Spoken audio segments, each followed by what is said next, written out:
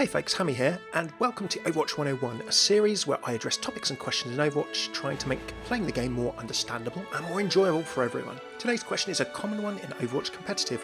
Why should I switch hero? In this video we'll be looking at common misconceptions people seem to have about being asked to switch, thinking about why people ask you to switch in the first place, and finally have a look at how you should think about whether you should switch hero or not. First things first, why should I switch or please switch? Competitive games in Overwatch, this conversation happens before every single match. How a team and how you deal with this can make or break it sometimes. People question picks. This sometimes ends up going the wrong way, and sometimes games are lost at half time because of teams fighting, flaming each other, or before they even begin on occasion. Let's leave our baggage at the door, step back, and have a think about what we should and shouldn't consider when being asked to, or asking people to switch hero.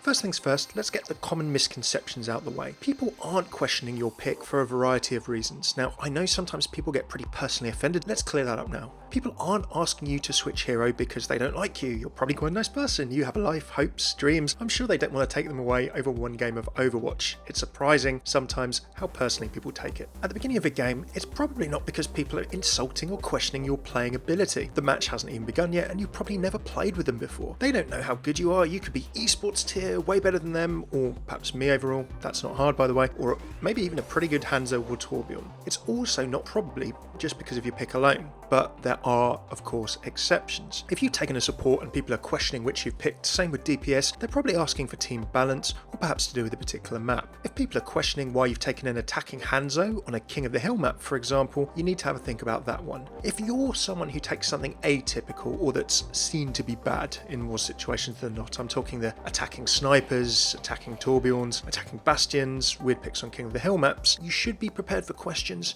but not take them personally. We'll go into that debate a little bit more soon. Long story short, whatever you pick, you shouldn't take anyone calling your pick personally at the beginning of a game, but if you're going to go against the grain or team consensus, you need good reasons that you can prove with your actions and willing to change if things don't work out. So that's what people aren't doing when they question why you picked a hero. But why do people question hero picks or your pick at the beginning of a competitive game in the first place? First things first, everyone playing competitive probably wants to win. You're playing competitive, and that's a great thing. They're not entirely sure perhaps whether the team is quite right, and they're asking people and you to help try and pull it together. Now that's a really good thing if done right. Don't forget that. People will also ask because they think there's a specific need for something else sometimes, or maybe your team feels unbalanced. Now for specific needs, well, if you don't have enough healers, you don't have tanks, it's fair obviously for people to ask questions in cases like this. If you're the last pick and you need to fill, you're going to need to work it out with your team. It's not unreasonable for them to ask. However, to help yourself in competitive, you need to help your team too. You will need to take something that you're not quite as good at on occasions. Help yourself in this case by having a few different heroes and roles you're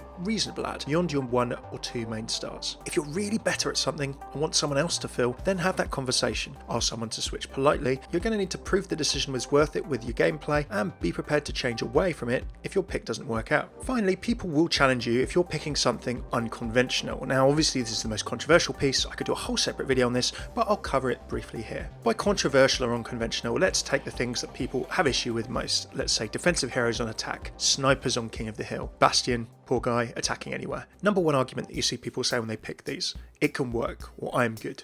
So let's address those. Can these picks work on occasion? The honest answer is yes, but I would say sometimes, on rare occasions, in an esports or a high teamwork competitive situation. However, what I would say is that on average, you need to take your team's skill, cohesion, communication, and of course your own personal skill into account. Even if these picks can work sometimes, and you've seen it on your favourite esports stream or tournament, is there a high likelihood, honestly, of this working in your competitive solo queue match? Probably not. And again, this is not to do with your skill necessarily. Here's why. Now, a lot of these heroes require more teamwork to set up good situations for, or are effectively enemy and team skill and teamwork checks. Let's take Bastion. I've talked about Bastion in my meta video, link below. Bastion is effectively a teamwork check.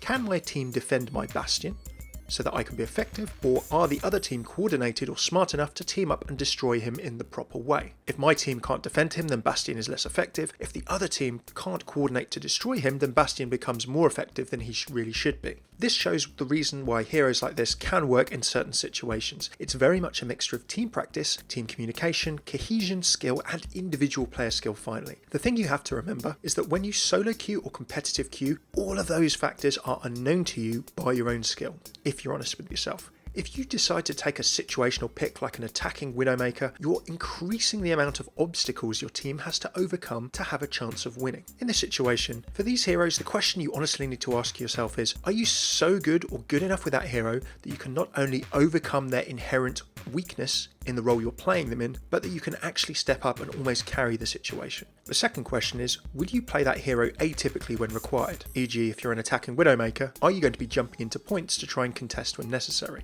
If either of the answers to the above is no, then you're not helping your team and you're creating this additional barrier in the way of you actually winning the game.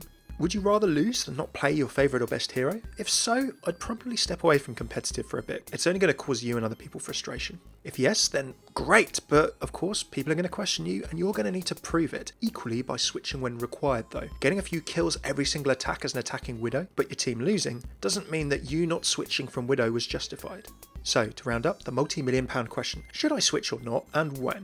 Here's times when I think, very generally speaking, you shouldn't switch. I wouldn't switch if I feel I can genuinely bring more to a match in my current role, but I need to explain that politely to my team and be prepared to change if things go wrong. If someone says they can play a better Reaper than me, I'll quite happily let them have it if I feel that we're not doing enough damage or getting the kills we need. You should also make sure if you're in this situation, you've got a reasonable hero pool and role pool as well to maximise your chances of success. I probably wouldn't switch if you feel the team balance would get even worse with you switching. Now, this is situational. One tank instead of two, one support instead of two. These aren't always bad depending on the skill of your team and how your opponents are set up. Judge the situation and the enemy team's performance, not just your own players, particularly at halftime. I also wouldn't switch if by doing so, you're switching to something you're genuinely bad at. For example, I don't play much Tracer and I'm not really very good, but there's not really a situation where people would tell me to Tracer. However, this isn't a reason that you can use if you don't try yourself to have a reasonably sized hero and role pool. For example, if you solo queue competitive regularly, you can't not ever play tanks and supports or reasonably expect that to happen. So practicing a tank and a support or two is a good thing to have in your back pocket. You're doing your ranking better chances of success by having those additional options. Here are some situations I think I probably would switch in. If there's a clear need for something obviously, or you'd be at a serious disadvantage without a particular role. For example, a lot of the time, I notice that people don't like to play Reinhardt Whitley as tanks, and I find myself playing a lot of him quite happily. Another example where I'd switch if there's an obvious mid-map need. Let's say a Farah that needs a McCree or Soldier 76 to pluck her out of the sky. If you can do that job, then I would switch into it and do it, providing it's not going to interrupt your team balance. If you can't, ask somebody else to. I'd also switch if your team is just going to melt down if you don't, and sometimes you need to be the peacekeeper. A positive team that's communicating is better than an angry, tilted team who isn't. If you're the person who tries to bring everything together, it then gives you more ground to try and help people change stuff if it's not working at halftime. Finally, you should honestly be the one to consider switching if you're picking a very situational or controversial pick that you feel your team are not on board with. If your team will swear to defend you as an attacking bastion with you camped on the moving payload behind a Reinhardt with a Mercy boosting you, do you know what? That's great. Everyone's bought in, you're all fighting together on that, and no one can complain that they weren't involved. If they don't like it from the start, however, you're kind of setting everyone up for a fall if you insist on continuing. Remember, are you good enough to overcome the inherent challenge of your pick, the skill of the enemy team, and the frustration of your own? Sometimes, to round up, it's better to set your team up for success from the off rather than trying to prove a point, or taking a small hit by filling a role for the team that you might be less good at than showing what you can do on your best hero, but leaving the team unbalanced. The end. Cheers for tuning into these thoughts. Do let me know what you think of this. Are there any other Overwatch topics in terms of gameplay, questions, frustrations that you have that you'd like covered? I'd love to know about them. All my lore videos are in the playlists here. I do a bunch of hero lore, interactions and more, and hero lore, voice lines and interactions will be returning next week. Cheers for tuning in. I've been Hammeh. Take it easy.